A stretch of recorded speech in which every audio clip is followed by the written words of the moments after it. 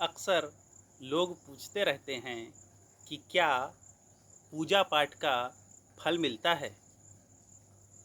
क्या भगवान की भक्ति करने से कोई लाभ होता है? तो मैं आप लोगों को बिल्कुल डंके की चोट में यह स्पष्ट करना चाहता हूँ कि भगवान के पूजा पाठ जप पुण्य कर्म आदि का निश्चित तौर पर फल मिलता ही मिलता है। अपितु मैं यह भी स्पष्ट करना चाहूँगा कि केवल पुण्य एवं अच्छे कर्मों का ही नहीं, अपितु पाप कर्मों का भी निश्चित तौर पर बराबर फल मिलता है। क्योंकि भगवान श्री कृष्ण ने स्वयं गीता में कहा है, अवश्य ही भोक्तव्यम कृत कर्म शुभाशुभम, अर्थात मनुष्य को अपने द्वारा किए गए सभी शुभ एवं अशुभ कर्मों का भोग करना ही होगा। कई लोग आगे यह भी पूछते हैं कि महाराज, मैं तो बहुत पूजा पाठ करते रहता हूँ, बहुत जप आदि भी करता हूँ, ध्यान पुण्य किसी भी तरह की कोई भी कर्म में मैं कतई भी चूक नहीं करता हूँ, नाकामी नहीं करता हूँ, और अपनी ओर से पुण्य कर्मों को करने का भरसक प्रयास करता हूँ। आगे वे लोग कहते हैं कि महाराज जी, इसके बाद भी मेरे को विशेष लाभ क्यों नहीं मिल पा रहा है? ऐसी कौन सी समस्या आ जा रही है कि भगवान जो हैं ध्यान नहीं दे रहे हैं? तो मैं ऐसे लोगों को स्पष्ट करना चाहता हूँ कि भगवान निश्चित तौर पर अखिल ब्रह्मांड में चराचर जीवों पर अपनी पैनी दृष्टि बनाकर रखे रहते हैं, और जो भी कर्म आप लोग करते हैं उसका फल आप लोगों को मिलता है। सभी लोगों के पास दो घड़े होते हैं, एक पाप का घड़ा और एक पुण्य का घड़ा। तो जिस तरह से आप अच्छे कृत्यों को करते जाते हैं, पुण्य का घड़ा ऊपर बढ़ते जाता है। आप लोग स्पष्टता से ध्यान रखिए, जब भी आप अच्छे कर्म करेंगे, अच्छे कर्म का घड़ा भरता जाएगा, और जब आप लोग पाप कर्म करेंगे, पाप कर्म का घड़ा भरता जाएगा, और उसमें संचय की कोई सीमा नहीं है। जैसे जैसे आप कर्म करते जाएंगे, अच्छा कर्म अच्छे कर्मों के रजिस्टर में लिखा जाएगा और बुरा कर्म बुरे कर्मों के रजिस्टर में लिखा जाएगा। अब बात आती है कि पूजा पाठ ध्यान का इन कर्मों पर क्या प्रभाव पड़ता है। तो आप इस बात को गंभीरता से समझिए। यह जो पूजा पाठ एवं ध्यान है, यह आपके बुरे कर्मों को, पाप कर्मों को, अशुभ प्रारब्ध को नष्ट करता है। जैसे ही आप जब तब पूजा पाठ ध्यान प्रारंभ करते हैं, वह आपके पाप कर्मों को नष्ट करना प्रारंभ कर देता है। यदि वह पाप कर्मों को नष्ट नहीं करेगा तो आपको उन पाप कर्मों को भोगना पड़ेगा, जो कि दुख के रूप में, कष्टों के रूप में आपको मिलेगा। और आपको वह न भोगना पड़े, उस कष्ट में कमी होते जाए, इसीलिए आपका जब पूजा पाठ और ध्यान सबसे पहले उस खराब कर्मों को, पाप कर्मों को काटने का कार्य करता है। तो इसमें समझने की बात यह है कि यदि आप जैसे ही पूजा पाठ करेंगे और यदि आपको उस अच्छे कर्मों का फल यदि तत्काल दे दिया जाए, तो आप तात्कालिक रूप से तो भले ही प्रसन्न हो जाएंगे, लेकिन वह जो पाप कर्म है, जो आपको भयंकर दुख और पीड़ा देने वाला है, आप उससे नहीं छूट पाएंगे। आप भगवान के प्रिय वत्स हैं, इसीलिए भगवान वही करते हैं जो आपके हित में होता है, जो आपके लिए कल्याणकारी और आपके भले का होता है। इसीलिए भगवान सबसे पहले, आप जैसे ही पुण्य करते हैं, जैसे कोई अच्छा काम करते हैं, और जो निश्चित तौर पे, विशेष तौर पे जो भगवान का पूजा पाठ एवं जप करते हैं, वह पूजा पाठ और जप आपके पाप कर्मों को धीरे धीरे नष्ट करना प्रारंभ कर देता है। आप इधर पूजा पाठ करते जाते हैं, उधर आपका पाप कर्म नष्ट होते जाता है।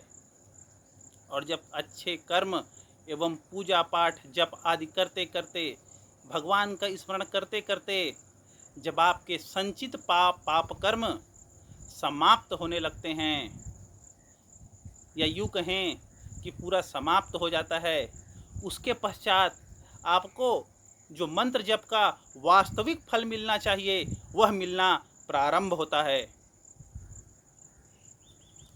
इसलिए निरंतर जप पूजा पाठ करते रहिए। जब आपके पाप कर्म कट जाएंगे तब उसका फल मिलना प्रारंभ होगा। इससे जुड़ी हुई एक कहानी है।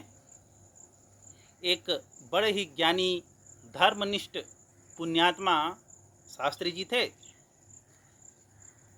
वे शास्त्री जी गंगा किनारे निवास करते थे। त्रिकाल संध्या आदि विशेष जप अनुष्ठान पूजा पाठ जैसे कर्मों में वह नित्य प्रतिदिन लिप्त रहते थे, और वो पूजा पाठ के अतिरिक्त अन्य कुछ करते भी नहीं थे। लेकिन उनके मन में एक रोष रहता था कि इतना पूजा पाठ करने के बाद भी न तो उनको भगवान के दर्शन हो रहे हैं, न तो इस लोक की लौकिक सुख सुविधाओं का ही लाभ मिल पा रहा है, न तो परलोक का आनंद हो रहा है, न इस लोक में सुख सुविधा मिल रही है। तो इस बात से परेशान होकर एक दिन वो शास्त्री जी अपने धर्म ग्रंथों को, पुस्तक को, जप आदि के पाठ आदि के ग्रंथों को कपड़े में लपेटकर, पोटली में बांधकर, अपने कांध में दबाकर गंगा नदी की ओर चलने लगे। वो आगे बढ़ रहे थे, उधर से एक संत महात्मा आ रहे थे। संत महात्मा ने उनसे पूछा, शास्त्री जी कहाँ जा रहे हैं? शास्त्री जी ने कहा कि मैं बस ऐसे ही थोड़ा जा रहा हूँ। कुछ उन्होंने बताया नहीं। तो जो संत उधर से आ रहे थे उन्होंने पुनः पूछा कि अरे भाई शास्त्री जी, आप तो स्नान कर चुके हैं, फिर गंगा नदी की ओर क्या कहाँ जा रहे हैं? मार्ग तो सिवाय गंगा नदी के कहीं और जाता नहीं है ये वाला। तो शास्त्री जी ने कुछ जवाब नहीं दिया, बस थोड़ा जा रहा हूँ कहकर आगे जैसे ही वो बढ़ने लगे, तत्काल उस संत महात्मा, उस साधु ने कहा कि शास्त्री जी, आप इन पुस्तकों को ठंडा करने के लिए जा रहे हैं ना, अर्थात गंगा नदी में विसर्जित करने के लिए जा रहे हैं ना? अब शास्त्री जी थोड़ा सकपकाए और सोचे कि अरे, इन्हें कैसे ज्ञात हो गया कि मैं इन पुस्तकों के अध्ययन से, पूजा पाठ से थक के विसर्जित करने जा रहा हूँ। वो कुछ बोल न सके। शास्त्री जी स्तब्ध रह गए।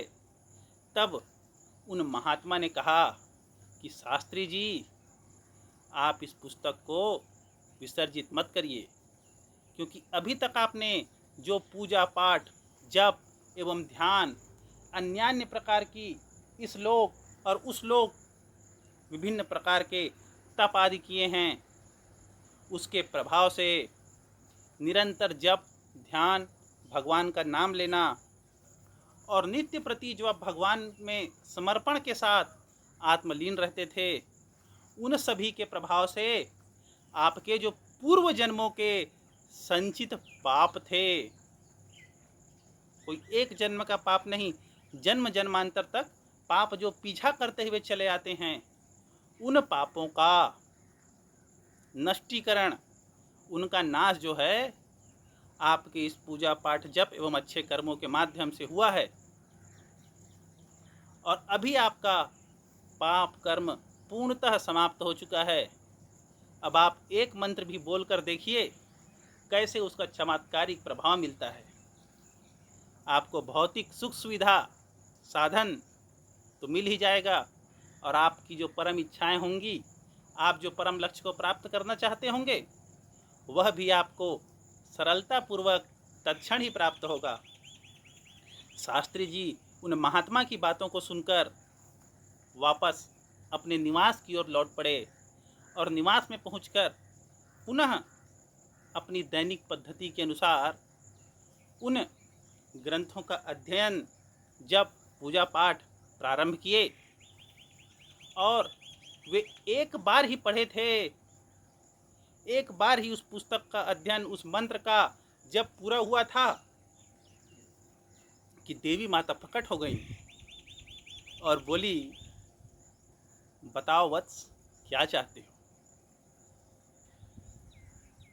शास्त्री जी बड़े प्रसन्न हुए, आत्मभाव से विभोर हो गए और उनको उन महात्मा की बात स्मरण आने लगी और उनके बात पर अब विश्वास हुआ कि वास्तव में अभी तक के पूजा पाठ से पुराने कर्म कटे थे और अब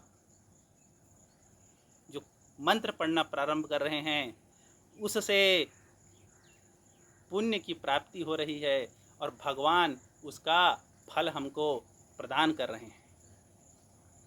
उन्होंने देवी माता से कुछ मांगा नहीं, क्योंकि उन्हें तो मुमुक्षा थी, मोक्ष प्राप्ति करने की इच्छा थी।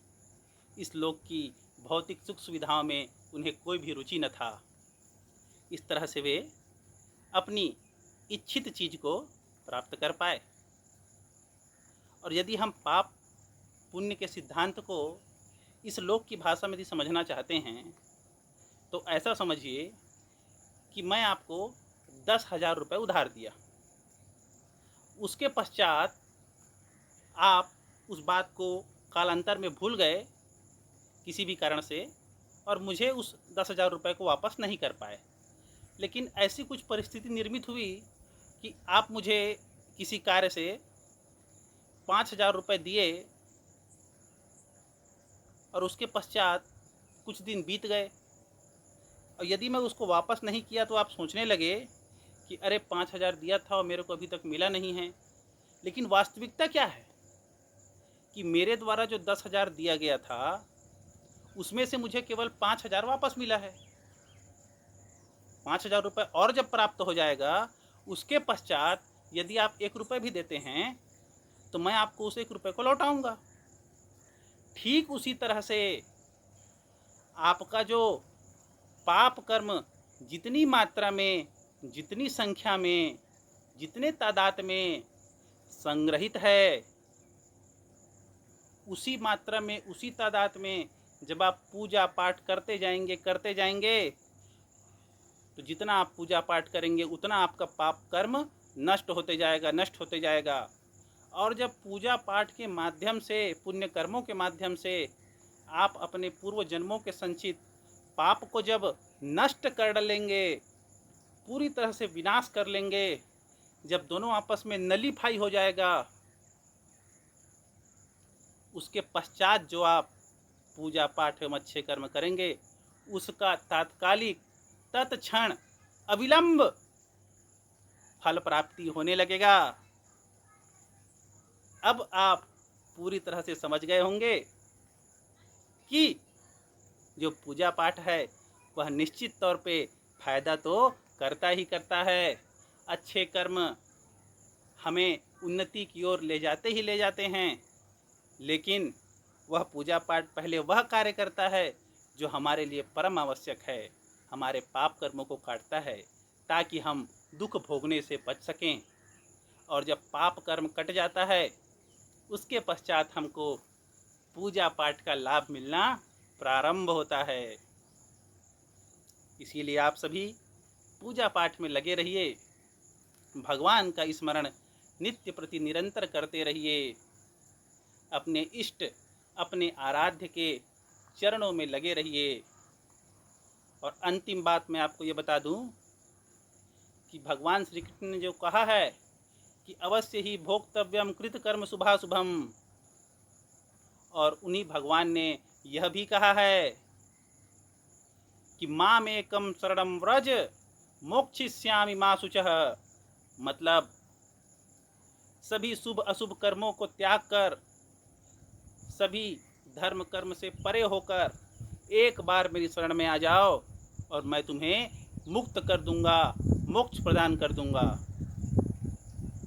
तो इसका अर्थ यह है कि यदि कोई व्यक्ति वास्तव में पश्चाताप की भावना के साथ शरणागत होता है भगवान के चरणों में, तो भगवान उसके सभी पुराने कृत्यों को नष्ट करके उसे मुक्त कर देते हैं, उसे अपने धाम में, अपने श्री चरणों में स्थान देते हैं।